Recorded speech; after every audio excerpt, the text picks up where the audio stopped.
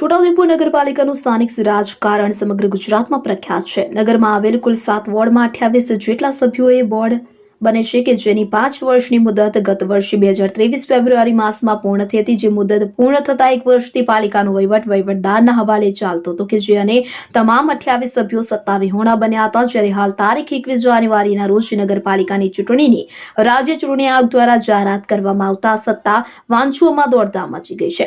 મતદારોની રિઝર્વાયેલી ચૂંટણીનું જોર લગાવી રહ્યા છે, જેમાં ભારે રસાકસીનો માહોલ અને હરીફાઈ જોવા મળી રહી છે. ઉલ્લેખનીય છે કે હાલમાં રાજકીય પક્ષમાંથી ટિકિટ મળે અને ચૂંટણી લડવાનો મોકો મળે તો જીતવાની સંભાવના વધી જાય તેમ છે. જેથી ચૂંટણી લડવા ભાવિ ઉમેદવારોનો રાફડો ફાટ્યો છે અને ગોડફાધરોની શરણે જતા જોવા મળી રહ્યા છે. પરંતુ હાલનો કોને ટિકિટ આપવાની કે કોને નહીં તેમાં રાજકીય આગેવાનો પણ અસમંજસમાં પડી ગયા છે.